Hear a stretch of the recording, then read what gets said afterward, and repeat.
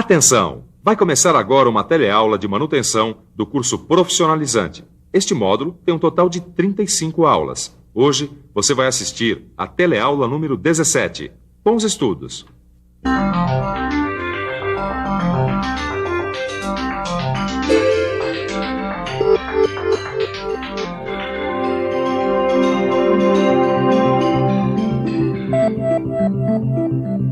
Nas últimas teleaulas você viu como desmontar e montar conjuntos mecânicos. Mas e quando você tiver que recuperar um elemento mecânico? Como proceder? Por onde começar? Bom, é exatamente isso que nós vamos ver nessa teleaula, cujo tema é a recuperação de elementos mecânicos. Na teleaula de hoje você vai ver como são feitas as recuperações de subconjuntos com movimentos, como se recuperam eixos, de que maneira os mancais devem ser recuperados. E, por fim, você vai ver como recuperar engrenagens.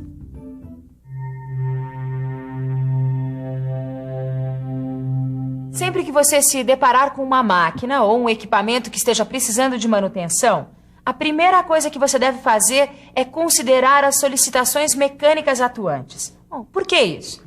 Ora, porque os desgastes, as deformações e mesmo as trincas podem ser causadas por elas, por essas solicitações mecânicas atuantes. Por isso, em algumas situações, pode ser que nem seja preciso corrigir a falha.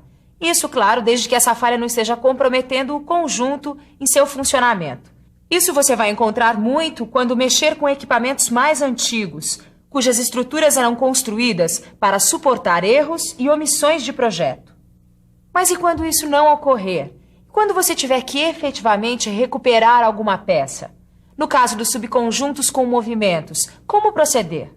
Existem dois aspectos que você deve considerar sempre que for recuperar subconjuntos que possuam movimentos: a resistência estática e as condições dinâmicas do conjunto. Com relação às solicitações dinâmicas, você deve observar as seguintes características: a resistência às vibrações, o desbalanceamento, os desgastes provocados pelo atrito.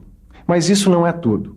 Você também não pode esquecer dos tratamentos térmicos, da geometria das peças, do acabamento superficial, da exatidão dimensional nas regiões onde os componentes vão estar em movimento.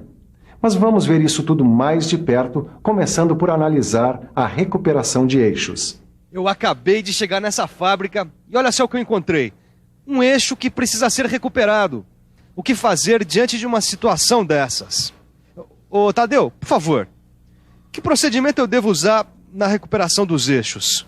Bom, para começo de conversa, a gente precisa definir alguns parâmetros. Como assim?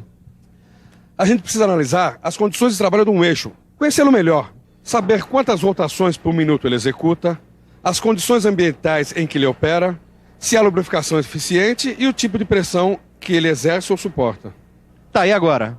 E agora que a gente já tem todas essas características e solicitações de trabalho, é preciso definir qual o tipo de material que vai ser utilizado e qual o processo de recuperação que vai ser usado.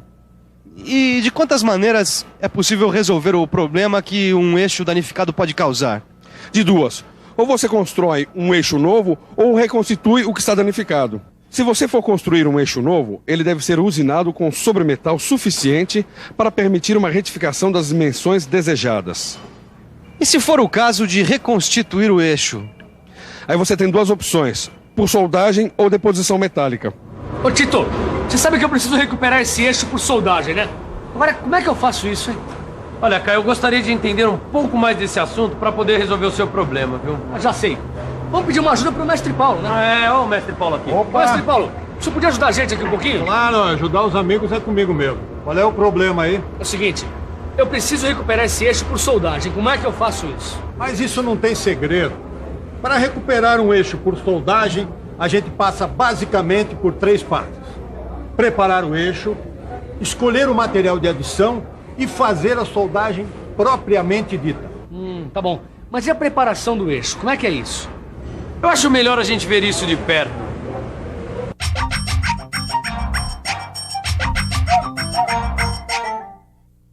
Para preparar um eixo, a primeira coisa a ser feita é examinar a área onde se deu a deformação.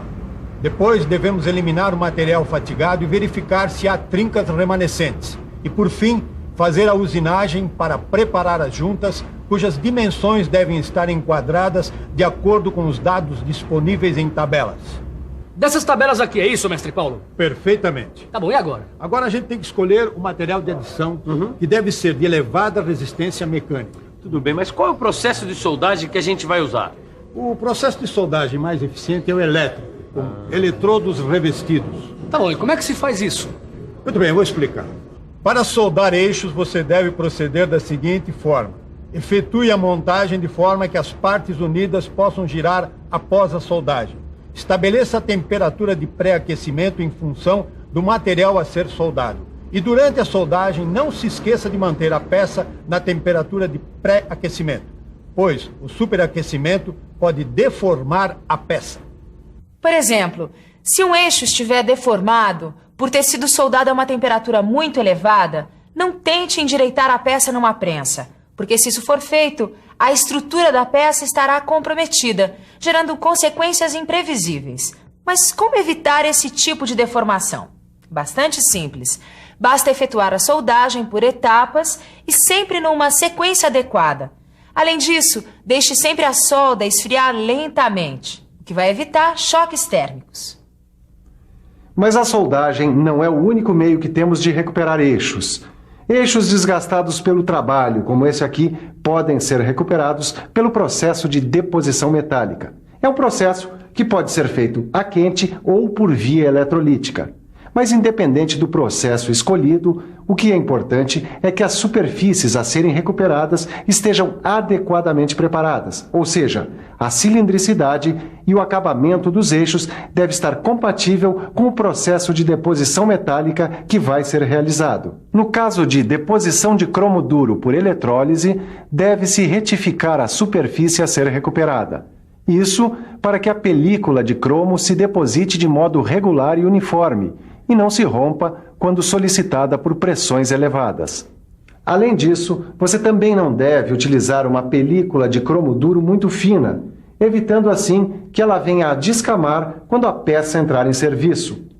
Para obter uma película de boa espessura, é necessário fazer um rebaixamento prévio na superfície que vai ser recuperada. Além dos eixos, que você acabou de ver como devem ser recuperados, existe um outro elemento mecânico muito importante que tem particularidades em relação à sua recuperação. É o mancal de rolamento. De cara, eu já vou adiantando uma coisa. A etapa mais importante na recuperação de um mancal de rolamento é a preparação das superfícies. É fundamental que as superfícies estejam compatíveis com as especificações dimensionais dos fabricantes, incluindo as rugosidades especificadas. Ô Tadeu, como é que a gente faz a recuperação dos mancais de deslizamento? Como você sabe, existem vários tipos de mancais de deslizamento, como esse aqui, ó. E alguns deles apresentam uma película de material anti-fricção, que a gente chama de casquilho. De uma maneira geral, a recuperação de mancais de deslizamento exige pequenos ajustes, como o rasqueteamento. Tá, mas e no caso desse mancal de material de alta resistência, o que fazer? Bem, nesses casos devem ser utilizadas buchas substituíveis, como essa aqui, com canal de lubrificação. Nesses casos, a recuperação consiste em substituir elementos deteriorados por outros mais novos. Perfeito, mas calma aí que ainda tem mais. Agora chegou a hora das engrenagens.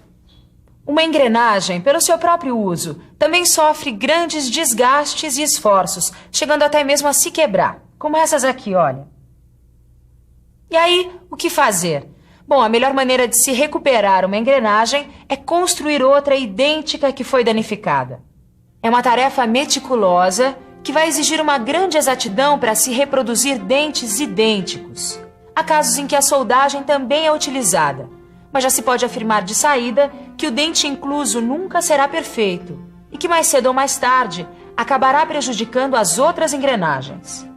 Mas ainda há mais detalhes que você precisa saber sobre a recuperação de engrenagens. Mas esse é um assunto que a gente vai deixar para ver com mais detalhes em teleaulas futuras. Combinado? Vitor, leva no almoxerifado. Pode deixar, seu Paulo. Ô, mestre, por mim tudo bem deixar a recuperação de engrenagens para depois. Mesmo porque O que tá me interessando agora é a recuperação de roscas. Olha, dá só uma olhada aqui, ó. Um parafuso que foi quebrado por cisalhamento do corpo e uma rosca interna que está espanada. Para isso não tem muito segredo.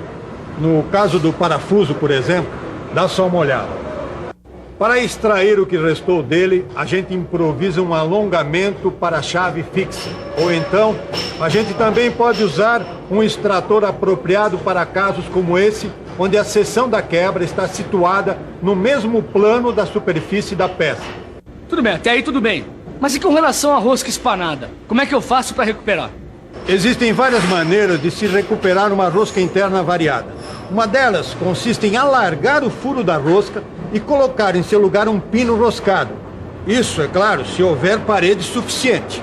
Veja que, conforme foi dito, a gente tem aqui parede suficiente para alargar o furo roscado e colocar um pino. E como este aqui, deve ser faceado e fixado por solda ou chaveta. Feito isso, o pino deve ser furado e roscado com a medida original da rosca que está sendo recuperada. Satisfeito? Por enquanto sim. Mas isso não é tudo. Porque existem ainda outras maneiras de se recuperar roscas. É isso mesmo. E uma dessas maneiras, ainda mais recomendável do que essa que você acabou de ver, é efetuar insertos na rosca, ou seja, colocar elementos de fixação que a gente encontra disponíveis no mercado. Dentre esses elementos de fixação, nós temos o Kellogg's e o Helicoi. O Kellogg's é esse aqui. Veja que a bucha Kellogg's ela é roscada tanto na parte interna quanto na externa e possui 2 rasgos conificados e um rebaixo, além de um anel e 2 chavetas que servem para fixá-la após o rosqueamento. Mas além do Kellogg's, a gente encontra o inserto do tipo Helicoi, que é uma espiral de arame de alta resistência com essa forma romboidal. O uso do Helicoi também não tem segredos. Só que neste caso, é preciso repassar o furo danificado com outra broca e rosqueá-lo com o macho fornecido pela própria Helicoi. Depois disso, é só rosquear o inserto com uma ferramenta especial. Repare como o aumento do diâmetro do material de base é mínimo. E então, viu como a recuperação de elementos mecânicos não é nenhum bicho de 7 cabeças? Mas para deixar tudo isso mais claro, que tal a gente dar uma boa revisada em tudo que aprendemos hoje? E atenção, se liga aí que é hora da revisão. Na teleaula de hoje, você viu como são feitas as recuperações de subconjuntos com movimentos. Viu também como são recuperados os eixos e de que maneira os mancais devem ser recuperados. Por fim, você viu como recuperar engrenagens. Como você viu, a recuperação de elementos mecânicos foi o tema dessa teleaula. Mas a gente não vai ficar só por aqui, não, hein? Na próxima teleaula, a gente ainda volta a esse tema. Conto com você, hein? Até lá!